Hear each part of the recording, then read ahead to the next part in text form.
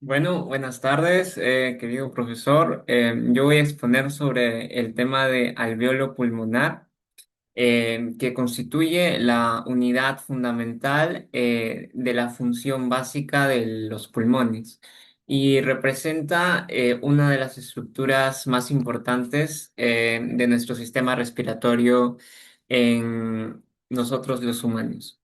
Entonces, voy a empezar mencionando la principal función del alveolo pulmonar, que sería permitir el intercambio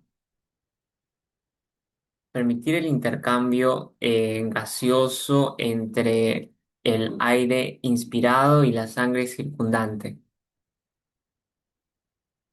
Entonces, para ello voy a poner la diapositiva. Ya. Entonces, la principal función del alveolo es permitir el intercambio gaseoso entre el aire que se inspira y la sangre que circula. Este proceso es indispensable para la vida. Gracias a esta estructura microscópica, el oxígeno puede ingresar al organismo y el dióxido de carbono puede ser eliminado. Según el libro Guyton y Hall, Tratado de Fisiología Médica, el intercambio gaseoso ocurre a través de millones de alvéolos distribuidos en ambos pulmones, los cuales proporcionan una enorme superficie de contacto entre el aire y nuestra sangre. Y si esta superficie especializada no estuviera, los tejidos corporales no recibirían el oxígeno necesario para poder mantener las funciones metabólicas. Los pulmones humanos contienen aproximadamente entre 300 y 500 millones de alvéolos, generando una superficie respiratoria cercana a los 70 metros cuadrados en un adulto sano. Esta área equivale aproximadamente a la superficie de una cancha de tenis. Es muy grande, demostrando la extraordinaria capacidad del sistema respiratorio para poder realizar el intercambio gaseoso.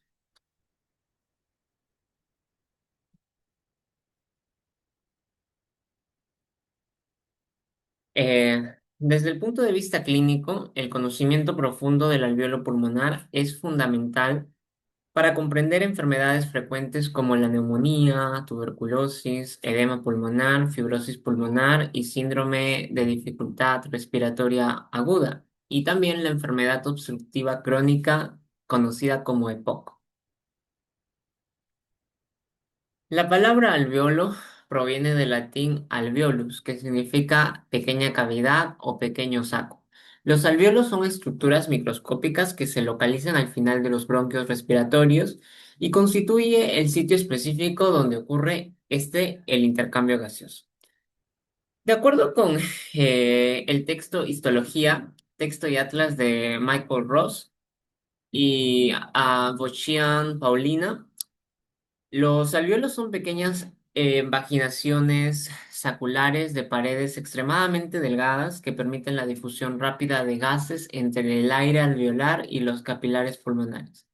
Por su parte, Junquería y Carneiro describen al alvéolo como una cavidad que está revestida por el epitelio plano simple especializado, esto para facilitar el transporte de oxígeno y adaptado para, para minimizar la distancia que deben recorrer las moléculas de oxígeno y dióxido de carbono a la hora de darse el intercambio gaseoso. Desde una perspectiva fisiológica, el alvéolo puede considerarse una estación de intercambio, en donde la sangre venosa proviene del corazón y derecho. En la sangre venosa proveniente de la parte derecha del corazón libera dióxido de carbono y capta oxígeno para convertirse en sangre arterial. Si hablamos del desarrollo histórico del conocimiento del alveolo, la comprensión del alveolo pulmonar ha evolucionado a lo largo de los siglos gracias a los avances en anatomía y en fisiología. Por ejemplo, Marcello Malpighi fue un médico italiano y es considerado el padre de la histología. Fue uno de los primeros científicos en describir estructuras microscópicas pulmonares utilizando el microscopio. Malpighi observó que el pulmón no era una masa sólida, como se creía anteriormente, sino que estaba compuesto por numerosas cavidades diminutas relacionadas con vasos sanguíneos. Su trabajo permitió poder establecer las bases para comprender el mecanismo con el que ocurre el intercambio gaseoso. También tenemos a Marie-Francois Xavier Bichat. En el caso de Bichat, contribuyó al desarrollo del concepto de tejidos corporales y ayudó a comprender que la función pulmonar dependía de las estructuras especializadas, específicas que son altamente especializadas. Santiago Ramón Cajal, por su parte, aunque es más conocido por sus estudios sobre el sistema nervioso, sus aportes metodológicos en microscopía permitirían perfeccionar el estudio de numerosos tejidos, incluyendo el tejido pulmonar. Guyton y Hall, por su parte, también los vamos a mencionar en este caso, y estos autores proporcionaron una explicación fisiológica moderna del funcionamiento alveolar, describiendo la ventilación pulmonar, la difusión gaseosa y el transporte de gases y la regulación respiratoria. Por su parte, Junquería y Carneiro, sus investigaciones histológicas también ayudaron a caracterizar detalladamente los tipos de células presentes en los alvéolos y su importancia funcional. En cuanto a la organización general de, el pulmón, antes de llegar al alveolo, podemos mencionar que el recorrido que realiza el aire sería desde la nariz hasta la faringe, pasando por la laringe, la tráquea, los bronquios principales, los bronquios lobares, los bronquios segmentarios, luego los bronquiolos terminales, los bronquiolos respiratorios y terminan bueno, en la parte ya que pertenece a la parte alveolar, que serían tres partes: el conducto alveolar, los sacos alveolares y propiamente los alvéolos. En cada división, la superficie disponible aumenta para la distribución del aire. Según More, Daly y Agur en Anatomía con Orientación Clínica, el árbol bronquial experimenta aproximadamente 23 divisiones sucesivas antes de llegar a los alvéolos. Eh, los alvéolos presentan una forma aproximadamente esférica o poligonal.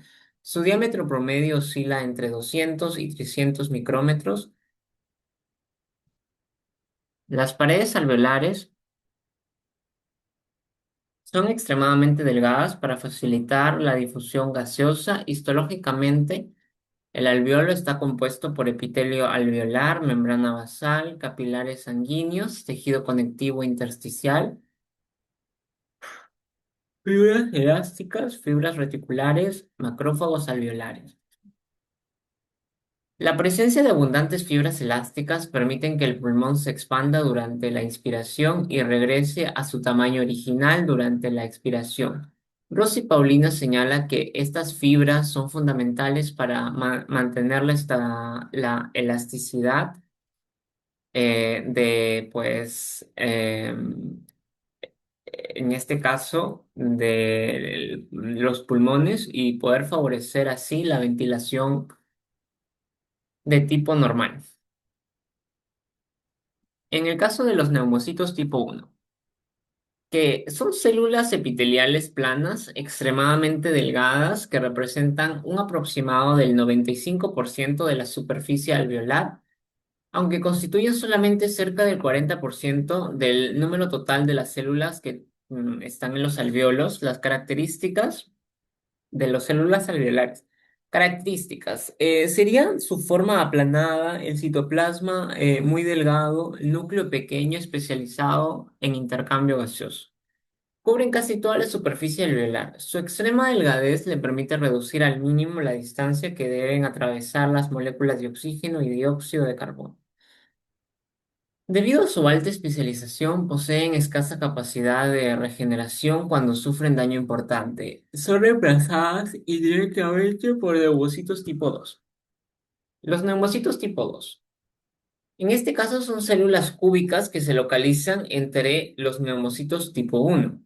Aunque ocupan apenas un 5% de la superficie alveolar, constituyen aproximadamente el 60% del total de células alveolares.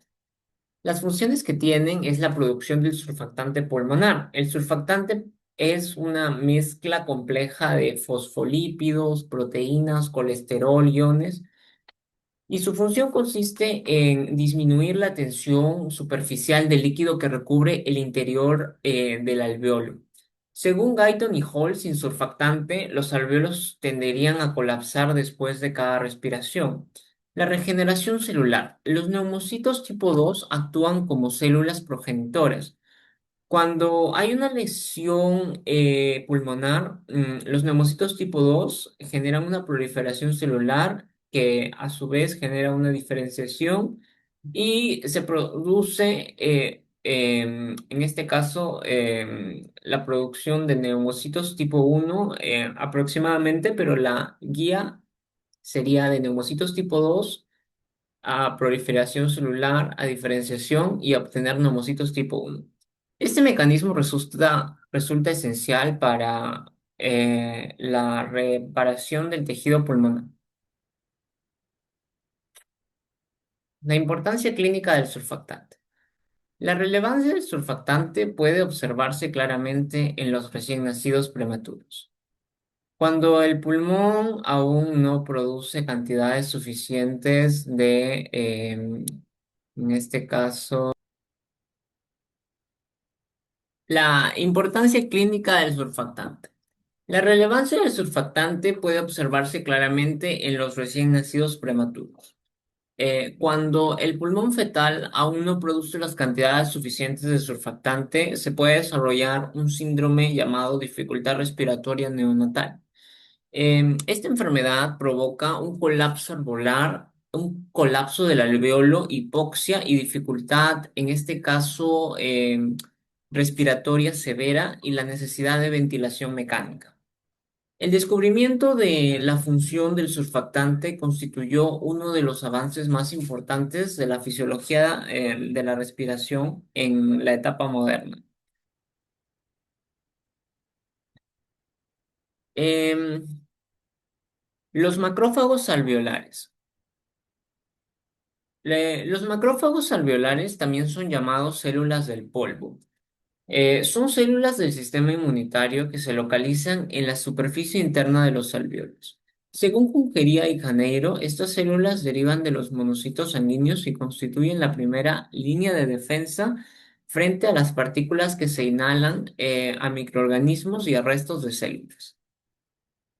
Su importancia radica en que el sistema respiratorio está continuamente expuesto al ambiente externo. Cada día una persona inspira aproximadamente 8.000 a 10.000 litros de aire que contienen microorganismos, partículas y contaminantes como polen, humo y otros agentes dañinos. Los macrófagos alveolares realizan varias funciones. Fagocitosis: capturan y destruyen bacterias, virus, hongos y partículas de polvo y restos celulares.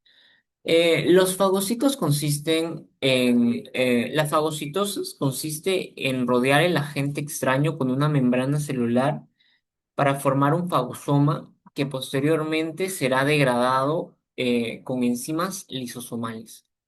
La regulación de la inflamación. En este caso, estas células producen diversas citoquinas, citocinas, entre ellas interleucina 1, 6 y el factor de necrosis pulmonar alfa.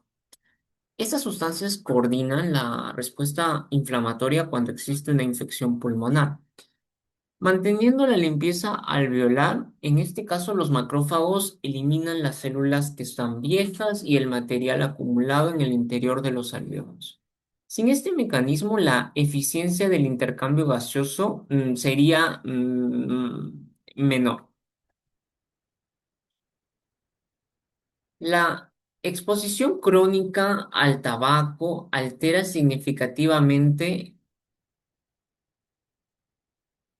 la función de los macrófagos. Según Guyton y Hall, en los fumadores, estas células acumulan grandes cantidades de partículas de carbón y otras sustancias tóxicas.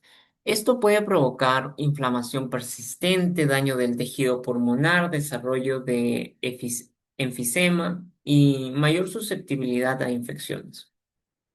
En la tuberculosis, los macrófagos alveolares representan las primeras células infectadas por bacterias como la Mycobacterium tuberculosis. Paradójicamente, el microorganismo puede sobrevivir dentro de ellos durante periodos muy largos, favoreciendo de esta forma este proceso infeccioso. Los alvéolos no no están aislados. Entre un alvéolo y otro existe una pared delgada denominada septo interalveolar. Septo interalveolar. Estos septos son fundamentales porque contienen capilares sanguíneos, fibras elásticas, fibras reticulares, fibroblastos y células inmunitarias.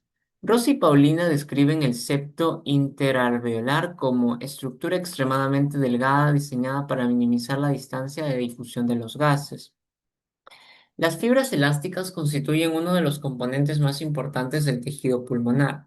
Las funciones permiten la expansión pulmonar, facilitan el proceso elástico y contribuyen a la expiración pasiva.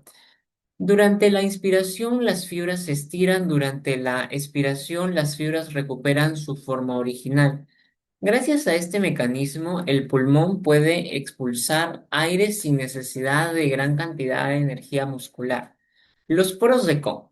Dentro de los septos interalveolares existen pequeños orificios denominados poros alveolares de Koch. Poros de Koch. Fueron descritos por el patólogo alemán Hans Kohn. Dentro de sus funciones tenemos la ventilación colateral, la igualación de presiones y la distribución de macrófagos. En la primera, la ventilación colateral permite el paso del aire entre alvéolos vecinos. Si una vía respiratoria pequeña se obstruye, el aire puede llegar a ciertos alvéolos mediante poros. Igualación de presiones. Ayuda a distribuir de manera uniforme la presión alveolar. Distribución de macrófagos facilitan el desplazamiento de las células defensivas entre los alvéolos. Sin embargo, también puede favorecer la propagación de infecciones pulmonares. Uno de los conceptos más importantes en fisiología respiratoria es la barrera de alveolo capilar. Esta es una estructura que separa el aire alveolar de la sangre capilar. A pesar de su importancia, tiene un espesor extremadamente pequeño. Según Guyton y Holmes, el promedio es aproximadamente 0,5 micrómetros. Esto equivale a una fracción mínima de grosor de un cabello humano. Eh, de afuera hacia adentro encontramos la película líquida alveolar que contiene agua y surfactante pulmonar. El neumocito tipo 1 forma la superficie epitelial del alveolo. La membrana basal epitelial sirve como soporte estructural. El espacio intersticial contiene fibras y matriz extracelular. La membrana basal capilar en muchas zonas se fusiona con la membrana basal alveolar. El endotelio capilar. Recubre internamente los vasos sanguíneos, plasma sanguíneo, membrana de eritrocito. Finalmente, el oxígeno alcanza el glóbulo rojo. Importancia funcional de la barrera. La eficacia del intercambio gaseoso depende directamente del grosor de esta barrera. Cuando aumenta su espesor, aparecen problemas respiratorios como el edema pulmonar; se acumula líquido en el intersticio, y la fibrosis pulmonar aumenta el tejido conectivo. En la neumonía, la inflamación dificulta la difusión y el síndrome de dificultad respiratoria aguda. La barrera sufre daño severo y en todos estos casos disminuye el paso de oxígeno a la sangre, que es lo que se querría. En el intercambio gaseoso se ocurre, en el intercambio gaseoso se da por un proceso de difusión simple. ¿Pero qué es la difusión? La difusión es el movimiento espontáneo de moléculas desde una zona de mayor concentración hacia otra de menor concentración. No requiere gasto de energía y en los pulmones sucede de los alvéolos a la sangre. Y obviamente del oxígeno y del dióxido de carbono sería al revés, de la sangre al alveolo. La ley de Fick. El alemán Fick formuló en el 1855 la ley que explica matemáticamente la difusión. Según la ley de Fick, la velocidad de difusión depende del área de superficie. Mayor superficie implica mayor difusión. Los millones de alvéolos aumentan enormemente esta área. Diferencia de presión. Mayor gradiente, mayor intercambio. Espesor de la barrera. Menor grosor, mayor difusión. Solubilidad del gas. Los gases más solubles difunden con mayor facilidad. Las presiones parciales en el alveolo. La difusión ocurre debido a diferencias en la presión parcial. Valores aproximados, el aire alveolar en oxígeno es de 104 milímetros de mercurio, de dióxido de carbono son de 40 milímetros de mercurio. En la sangre venosa que llega al pulmón, el oxígeno es de 40 milímetros de mercurio y de dióxido es de 45 milímetros de mercurio. Como resultado, el oxígeno pasa hacia la sangre, el dióxido de carbono pasa hacia el alveolo. El tiempo del intercambio gaseoso. Un eritrocito permanece dentro del capilar pulmonar aproximadamente 0,75 segundos. Lo sorprendente es que el intercambio gaseoso completo ocurre apenas 0,25 segundos, en 0,25 segundos. Esto significa que existe un margen amplio de seguridad fisiológica. Incluso durante el ejercicio intenso, el intercambio suele completarse de forma adecuada. La ventilación alveolar. La ventilación alveolar representa el volumen de aire fresco que llega a los alvéolos cada minuto. Parte permanece en el denominado espacio muerto anatómico. Según Guyton, 500 mililitros es el volumen corriente y 150 mililitros el espacio muerto. Y el aire que regresa a los alvéolos es 350 por cada respiración. Mililitros, obviamente. Con una frecuencia respiratoria promedio de 12 respiraciones por minuto, la ventilación alveolar arroja una cantidad de 4.200 mililitros por minuto. La relación ventilación-PE con la fórmula, ¿no? La relación ventilación-perfusión, VQ, V sobre Q, es uno de los conceptos más importantes de la fisiología respiratoria moderna y es la relación de la ventilación-perfusión. La ventilación es la cantidad de aire que llega a los alvéolos y la perfusión es la cantidad de sangre que llega a los capilares pulmonares. Para que exista un intercambio gaseoso eficiente, ambas deben estar en equilibrio. La alteración de esta relación se podría encontrar en un V sobre Q bajo y alto. En el V sobre Q bajo hay poca ventilación, pero una buena perfusión. Y los ejemplos son el asma, bronquitis, obstrucción bronquial, y el resultado es que disminuye el oxígeno. En la V sobre Q alta hay una ventilación adecuada, pero poca perfusión. Ejemplos son una embolia pulmonar, trombosis pulmonar también, donde hay una buena ventilación, pero el problema está en la perfusión. El alveolo pulmonar es mucho más que una simple cavidad llena de aire. Su extraordinaria eficiencia depende de la interacción precisa entre macrófagos alveolares, septos interalveolares, barrera alveolocapilar, difusión gaseosa y relación ventilación-perfusión. La alteración de estos componentes podría comprometer a la función respiratoria y relacionarse con alguna enfermedad.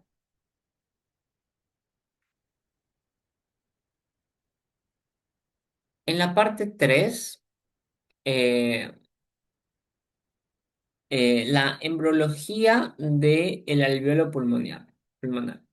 La formación de los pulmones comienza muy temprano, durante el desarrollo embrionario.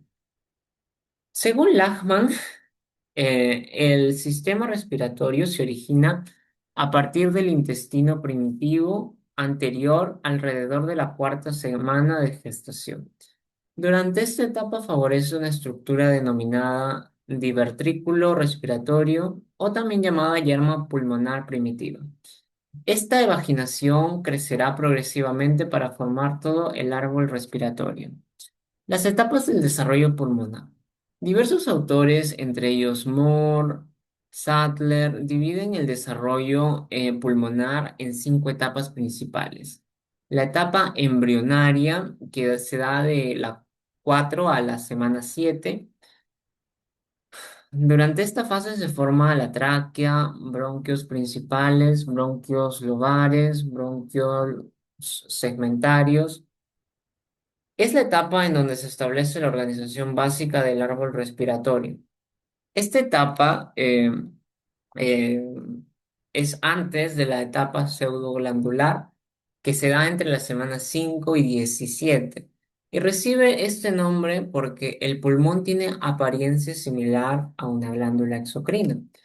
Se forman los bronquios, bronquiolos y bronquiolos terminales y todavía no existen estructuras capaces de realizar intercambio gaseoso. Por esta razón, un feto nacido durante esta etapa no puede sobrevivir fuera del útero. Etapa canalicular. Esta se da desde la semana 16 hasta la semana 25. Comienzan a desarrollarse los bronquiolos terminales, los bronquiolos respiratorios, quería decir, los conductos alveolares iniciales y los capilares pulmonares.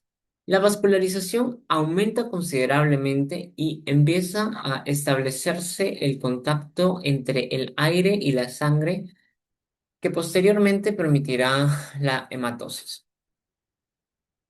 En la etapa sacular, las 24 semanas hasta que se dé el nacimiento, se forman los sacos terminales, alveolos primitivos.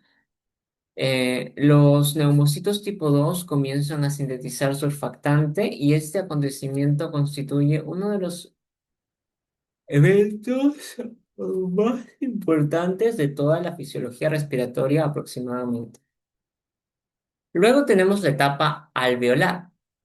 Desde las últimas semanas fetales hasta los 8 años. Durante esta etapa se desarrollan millones de alveolos maduros. Al nacer solamente existe una fracción del número total de alveolos que tendrá el adulto. La alveolización continúa durante varios años luego de nacer. En el caso del desarrollo del surfactante pulmonar, uno de los avances más importantes en neonatología fue comprender el papel del surfactante.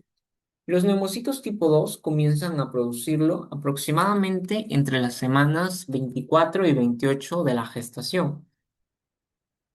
Sin embargo, cantidades suficientes para poder mantenerlos eh, abiertos a los pulmones suelen alcanzarse cerca de la semana 34 y 35.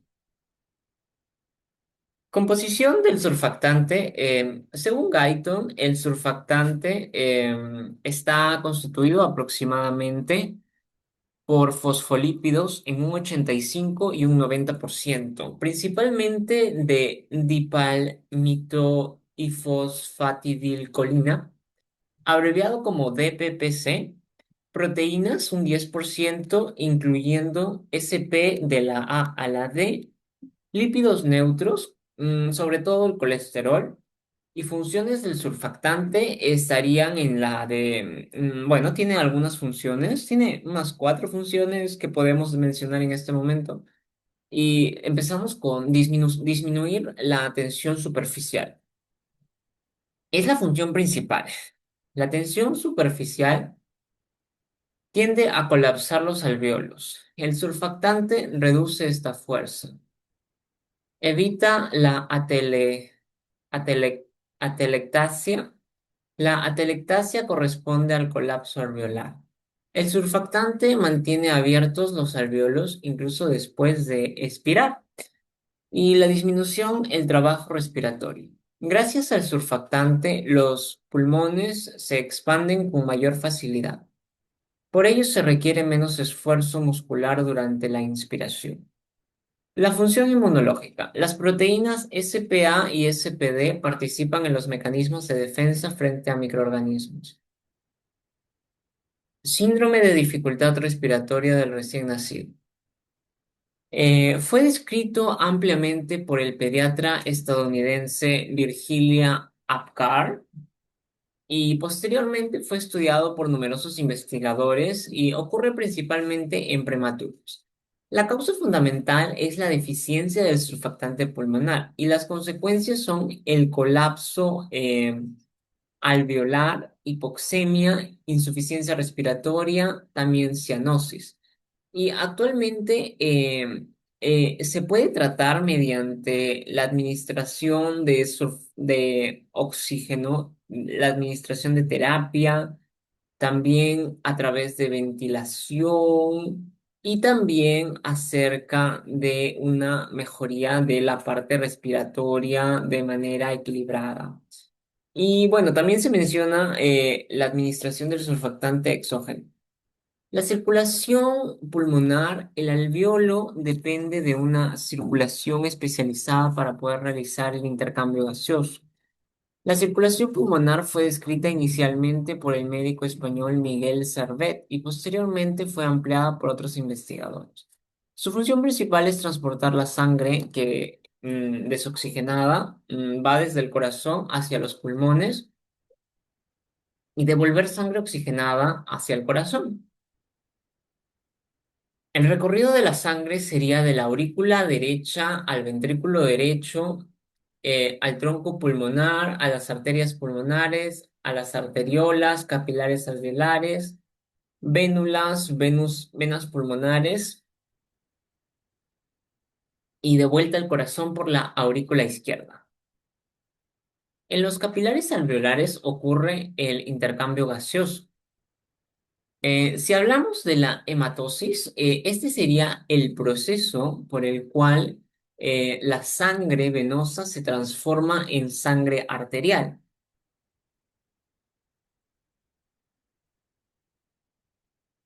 Constituye la función principal del alveolo pulmonar. Durante este proceso, la sangre recibe oxígeno, la presión parcial del oxígeno en el alveolo es mayor que en la sangre venosa, por ello el oxígeno difunde hacia los capilares. Y la sangre elimina el dióxido de carbono. La presión parcial del dióxido de carbono es mayor en la sangre venosa y por ello el CO2 difunde hacia el alveolo. Sin hematosis. Las células no recibirían oxígeno, se alteraría la producción de ATP y ocurriría daño tisular. Se produciría la muerte celular.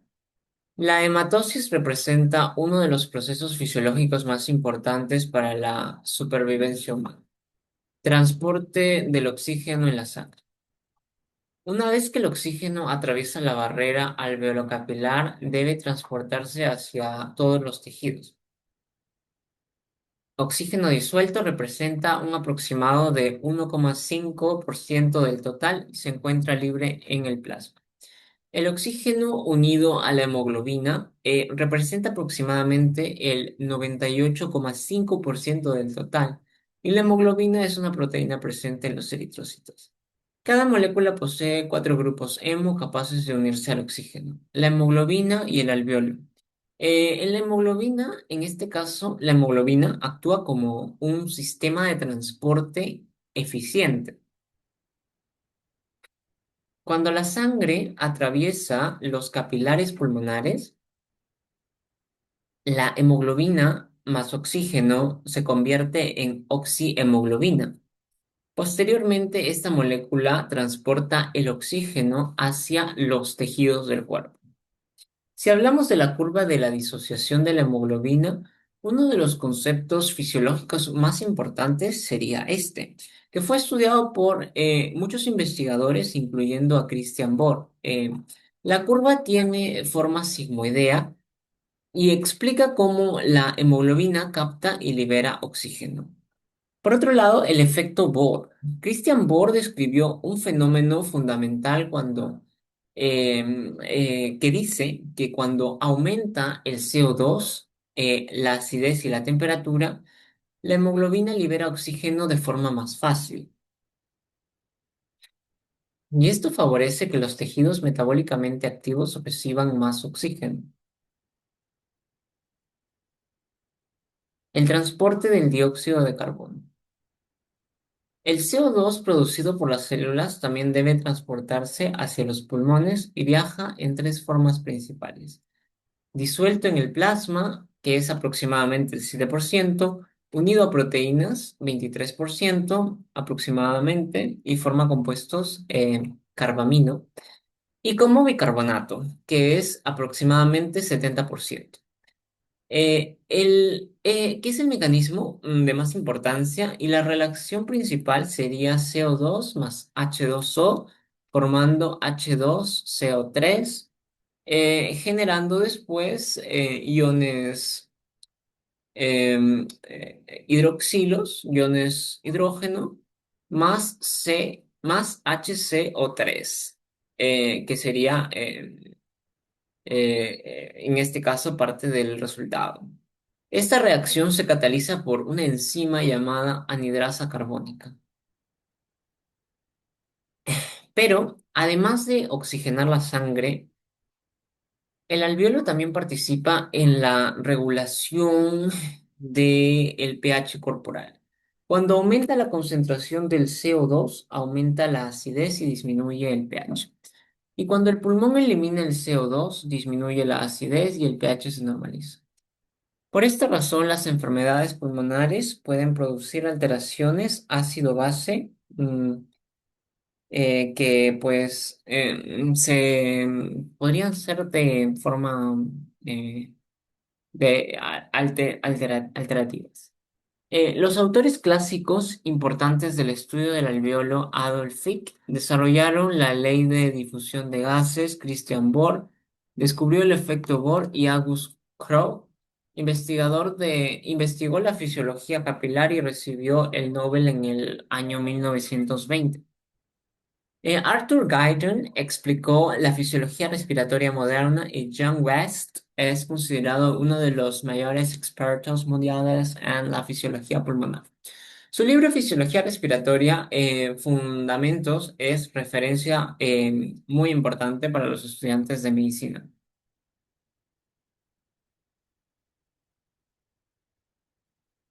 El alveolo pulmonar comienza a desarrollarse desde las primeras semanas de vida embrionaria y alcanza su madurez funcional gracias a la formación del surfactante.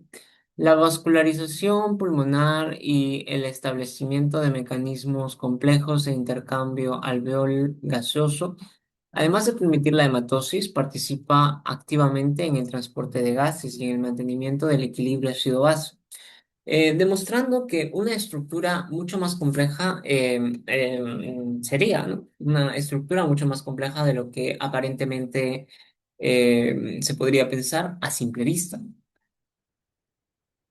Mecánica en este caso, la mecánica de la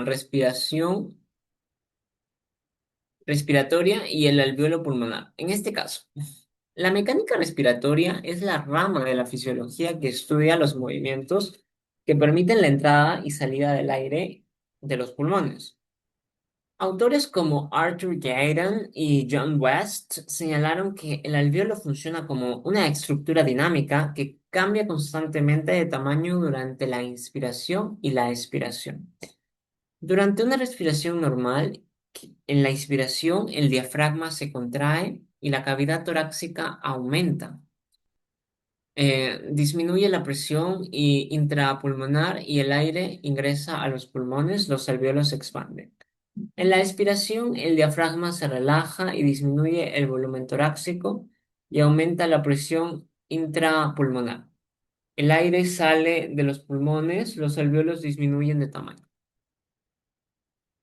Eh, para comprender el comportamiento del alvéolo es necesario conocer varias presiones fisiológicas. Presiones atmosféricas es la presión ejercida por el aire del ambiente.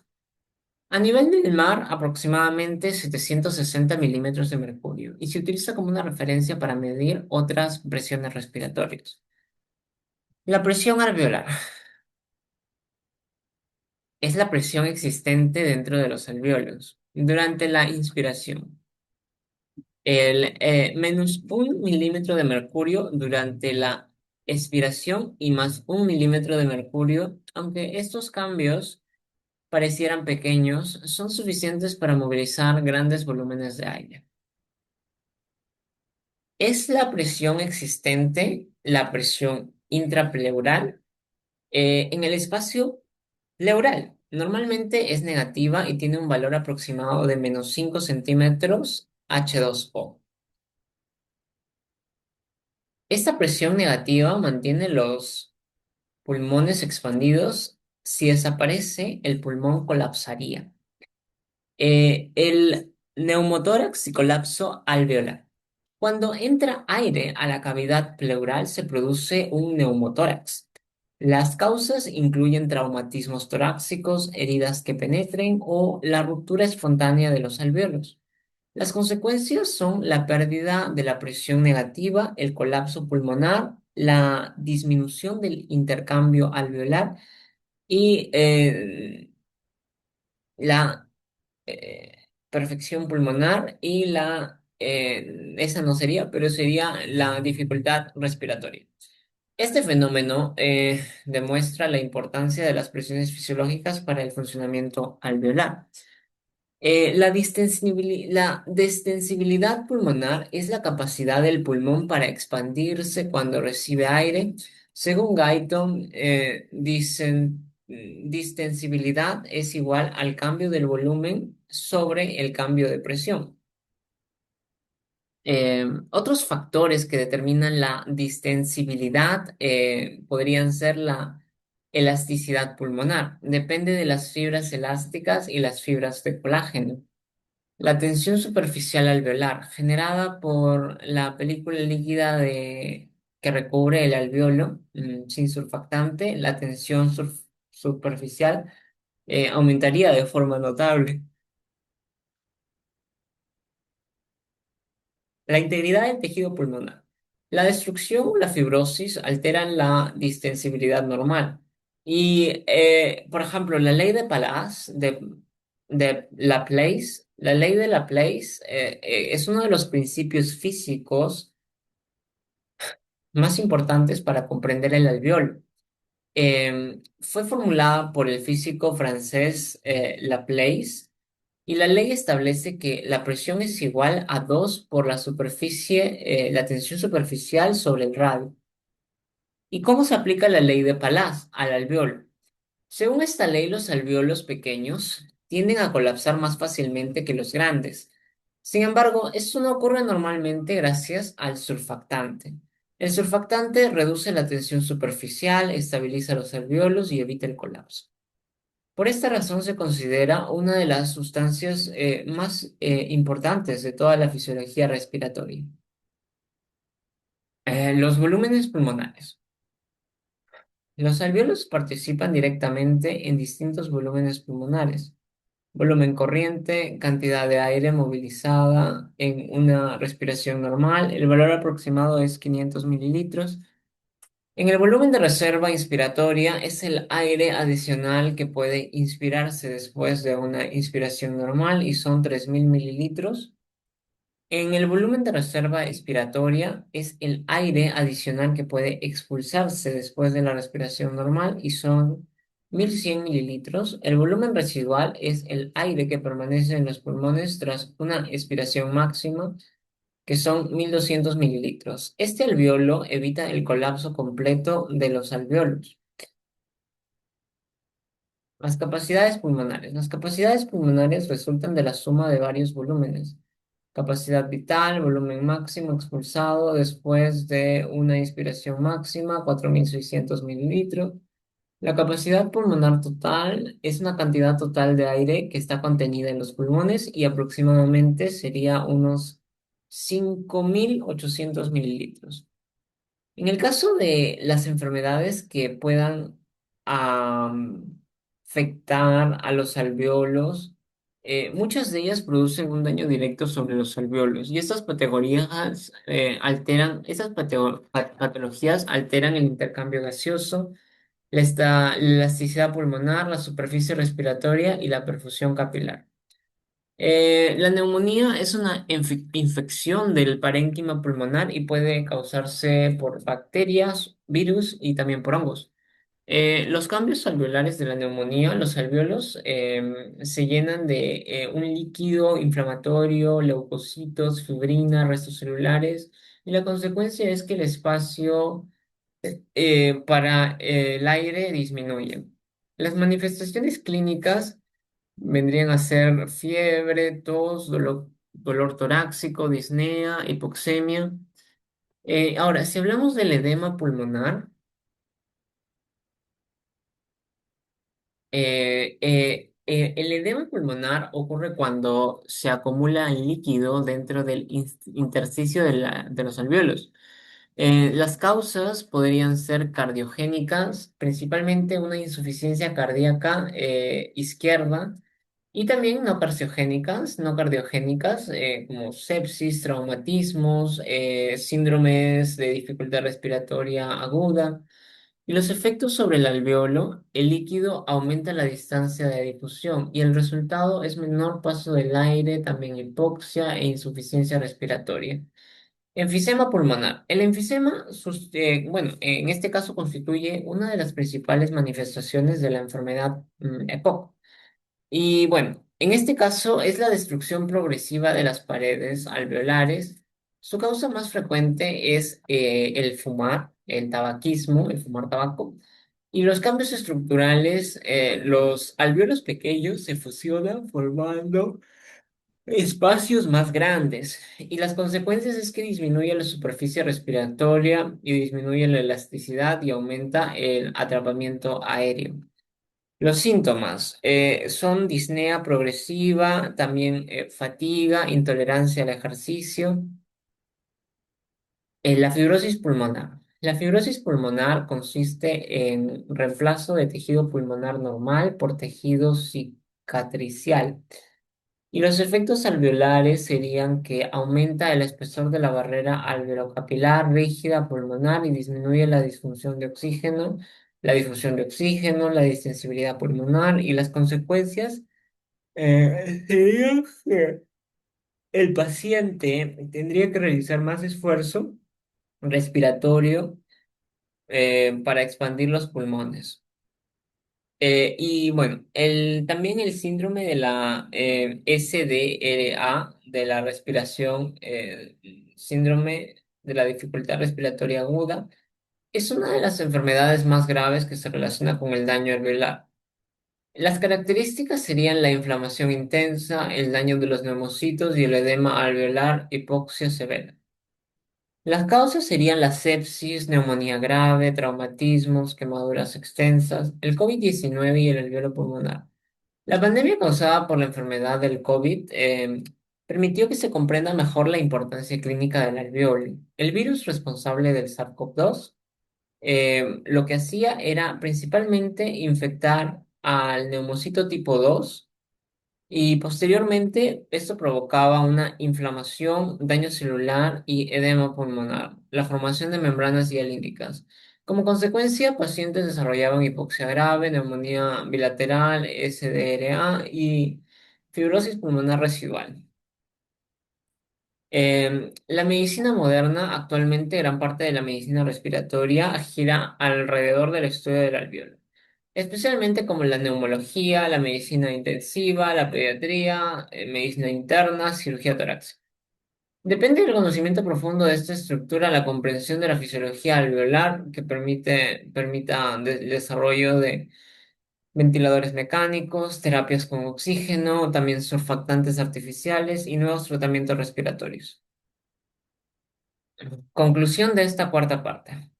El alveolo pulmonar funciona gracias a complejos principios físicos relacionados con las presiones respiratorias, la elasticidad pulmonar y la tensión superficial. Además, constituye el principal sitio afectado en numerosas enfermedades respiratorias. La alteración de su estructura o función puede comprometer gravemente la oxigenación y poner en riesgo la vida del paciente. En la parte 5, últimas cuatro páginas, habría de ayudar un poco más de temas.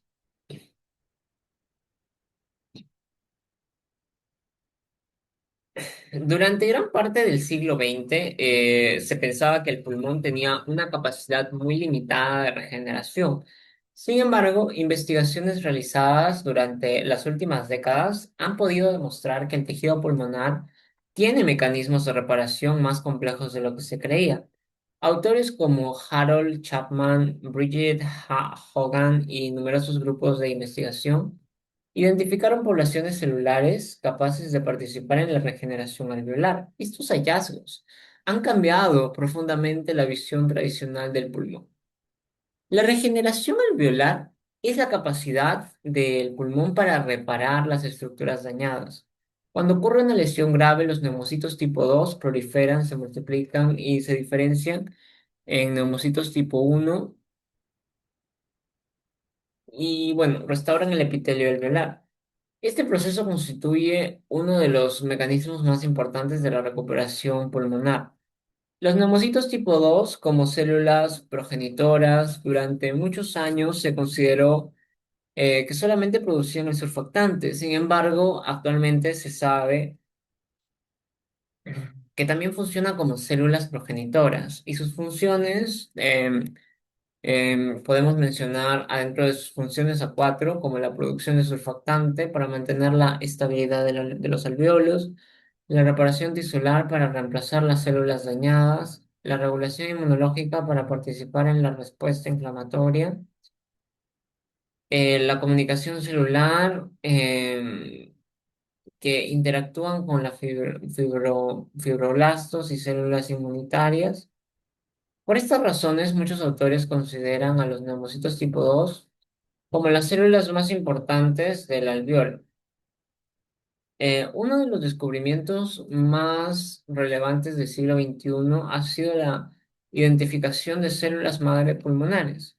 Estas células tienen dos características fundamentales y es la autorrenovación y la diferenciación. En la autorrenovación es la capacidad de poder producir copias de sí mismas y en la diferenciación pueden transformarse en distintos tipos celulares.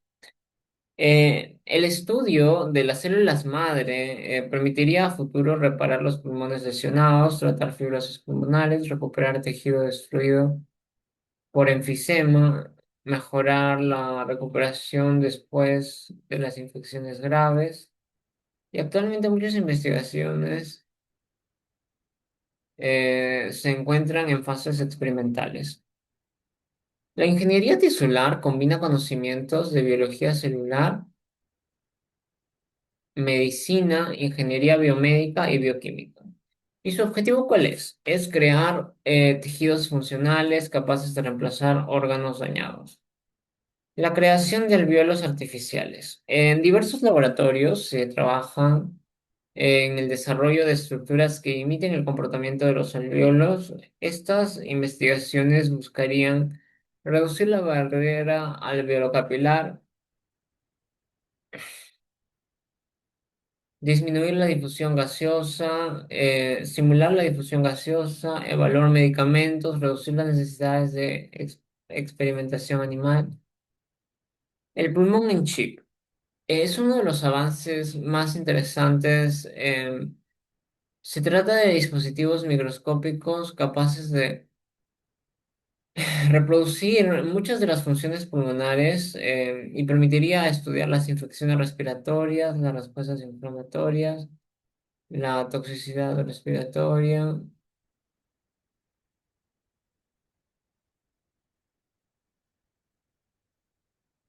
Representan una herramienta revolucionaria para la investigación biomédica, porque permiten estudiar estas, permiten estudiar estas enfermedades que se habían mencionado: infecciones respiratorias, respuesta inflamatoria, toxicidad de medicamentos y enfermedades pulmonares. Cuando el daño alveolar se considera irreversible, puede considerarse un trasplante alveolar. Y esta intervención consiste en reemplazar uno o ambos pulmones enfermos por órganos sanos provenientes de un donante. Indicaciones del trasplante. Las principales incluyen fibrosis pulmonar avanzada, enfisema grave, hipertensión pulmonar severa, fibrosis quística y enfermedades intersticiales. Ajá, terminales.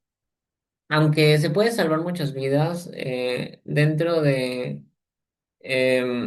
eh, se pueden salvar muchas vidas. Ahora, el envejecimiento produce cambios progresivos en el sistema respiratorio.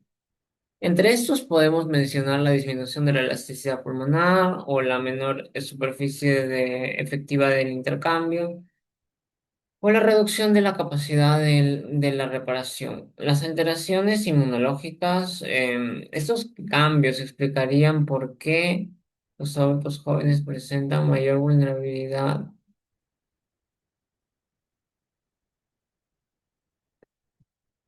frente a enfermedades respiratorias. A lo largo de la historia, diversos autores han contribuido en el conocimiento del alvéolo, como ya se había mencionado antes. Y como conclusión, podemos mencionar una serie de datos para concluir con la presentación, y es que un adulto posee aproximadamente entre 300 y 500 millones de alvéolos. La superficie total del intercambio gaseoso puede alcanzar 50 o 100 metros cuadrados, bastante grande. Cada respiración implica la expansión simultánea de millones de alvéolos. Un eritrocito tarda menos de un segundo en atravesar un capilar pulmonar.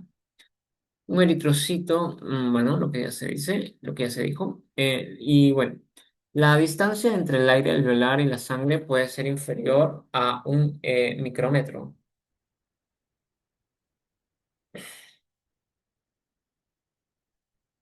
Eh, Dato 6. Durante la vida de una persona puede realizarse más de 600 millones de respiraciones. Los pulmones reciben prácticamente el 100% del gasto cardíaco. El surfactante constituye uno de los sistemas biológicos más eficientes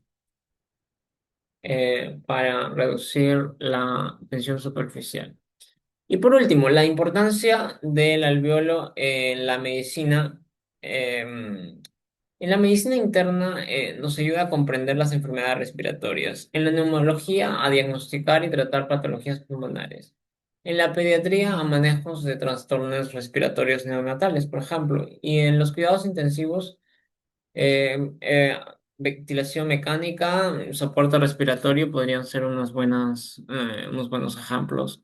En la cirugía torácica, la evaluación de la función pulmonar, y en emergencias, el manejo de la insuficiencia respiratoria aguda.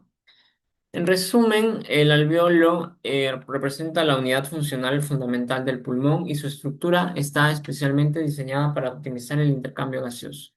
Los neumocitos tipo 1 facilitan la difusión de gases, y los neumocitos tipo 2 producen el surfactante y participan en la regeneración del tejido.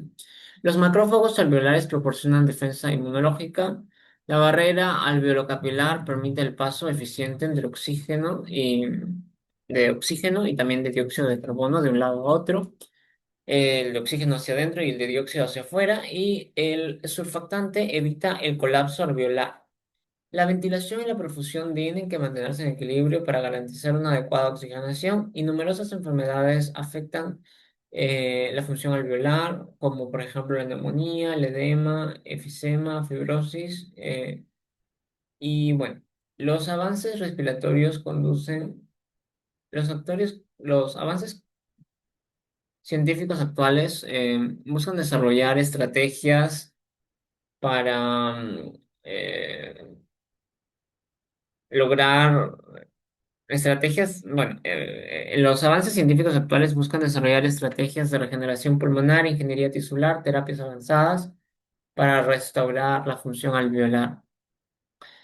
Y como conclusión, podemos mencionar, y si mencionamos solamente dos, el alvéolo pulmonar constituye la unidad fundamental, funcional, más importante del sistema respiratorio, ya que es el sitio donde ocurre el intercambio gaseoso, el cual es indispensable para la supervivencia del hombre. La segunda conclusión es su extraordinaria eficiencia depende de su compleja organización anatómica y histología, que incluyen neumocitos tipo 1, neumocitos tipo 2, macrófagos alveolares, capilares pulmonares y una barrera alveolocapilar extremadamente delgada.